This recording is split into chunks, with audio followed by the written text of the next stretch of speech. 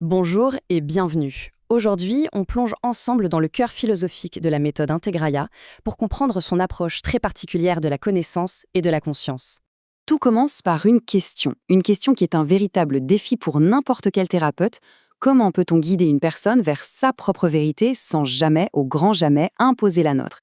C'est vraiment le fil rouge de toute notre exploration. Alors, comment on gère cette tension? Eh bien, ça nous amène directement à ce qu'on pourrait appeler le paradoxe du thérapeute, l'art de savoir tout en acceptant de ne rien savoir.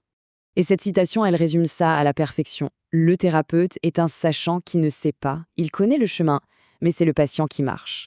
C'est une posture qui demande à la fois beaucoup d'humilité et en même temps une grande confiance dans le processus. Et comment on tient ce paradoxe, concrètement? En adoptant une posture socratique. Le fameux « je sais que je ne sais rien », ce n'est pas de la fausse modestie, hein. C'est simplement la reconnaissance qu'une vérité profonde, ça ne se transmet pas comme une leçon, ça s'accouche. On est là pour aider à faire émerger ce qui est déjà présent. Bon, d'accord. Si le thérapeute ne donne pas le savoir, comment est-il à le construire? La réponse, elle se trouve dans ce que la méthode appelle le geste de la connaissance.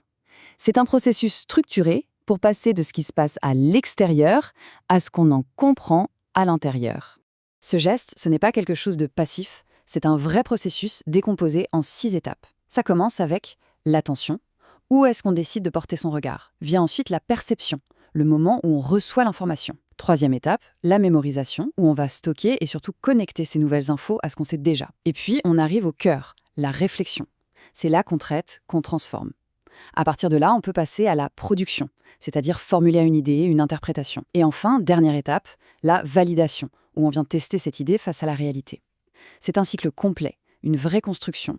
Zoom sur cette étape 4, la réflexion. C'est vraiment le moteur de la machine. Elle fait appel à 3 facultés qui travaillent en équipe. D'abord l'intuition, cette capacité à sentir les liens cachés entre les choses. Ensuite l'imagination, qui permet d'explorer des scénarios, d'envisager des possibilités. Et enfin la coordination, qui elle est là pour repérer les schémas, les motifs qui se répètent.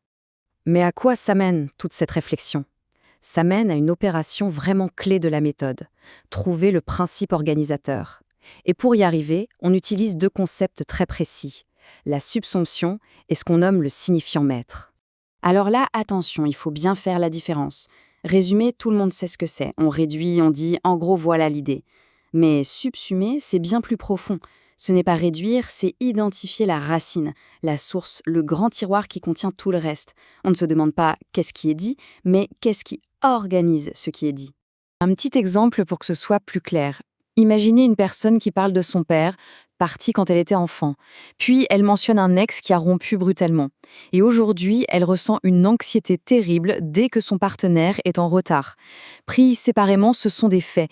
Mais si on subsume, on voit le fil invisible qui relie tout ça. La croyance fondamentale, le principe organisateur qui est « ceux que j'aime finissent toujours par partir ». Et voilà, ce principe organisateur, c'est ça, le fameux signifiant maître. C'est l'équation inconsciente qui met de l'ordre dans tout le reste. C'est vraiment la clé qui permet de comprendre la logique interne de tout un système. Et un point super important, ce n'est pas une étiquette de diagnostic, c'est la clé de voûte de l'univers de la personne. Et c'est là qu'intervient une innovation assez radicale de la méthode Integralia, l'alliance augmentée par l'IA. Ici, on va passer d'un concept connu, la cognition distribuée, à une idée totalement nouvelle, la conscience distribuée. L'idée de base vient de la cognition distribuée de Hutchins, où plusieurs personnes ou systèmes collaborent pour résoudre un problème complexe. Mais Integria pousse le concept beaucoup plus loin. Au lieu de simplement distribuer le calcul, le traitement de l'info, la méthode distribue l'acte même d'observer, la conscience. L'objectif n'est plus juste de résoudre un problème, mais de faire émerger une compréhension du modèle psychique de la personne. Alors, en pratique, ça ressemble à quoi? Il faut s'imaginer une équipe de 36 agents d'intelligence artificielle, chacun avec sa spécialité. Il y en a un qui est programmé pour ne chercher que les schémas répétitifs. Un autre analyse les fonctions psychiques. Un troisième va évaluer la fragilité des enveloppes. Bref, c'est comme avoir une équipe d'observateurs ultra spécialisés qui travaillent ensemble pour donner une vue à 360 degrés, la plus complète et objective possible. Mais au fond, pourquoi toute cette structure, toute cette technologie? Tout ça, c'est au service d'une promesse. Une promesse qui est vraiment le socle d'Integralia. Plus jamais seul face à la souffrance. Parce que le point crucial, il est là. Ce cadre de travail, ce n'est pas juste une construction intellectuelle pour faire joli, c'est un véritable fondement éthique. Il est pensé pour sécuriser l'alliance thérapeutique, cette relation si précieuse, en protégeant à la fois la personne qui est accompagnée et le thérapeute lui-même. C'est ce qui permet un travail vraiment en profondeur et en sécurité. Et pour conclure, il y a cette phrase qui résume bien l'état d'esprit de la méthode et qui s'adresse à ceux qui l'apprennent. Vous n'avez pas besoin de tout savoir avant de commencer. Vous avez besoin de commencer pour apprendre. C'est un bel encouragement à se lancer et à faire confiance au processus. Voilà pour cette exploration. Ce contenu vous a été proposé par Sandrine de Montsabert dans le cadre de la méthode Integria,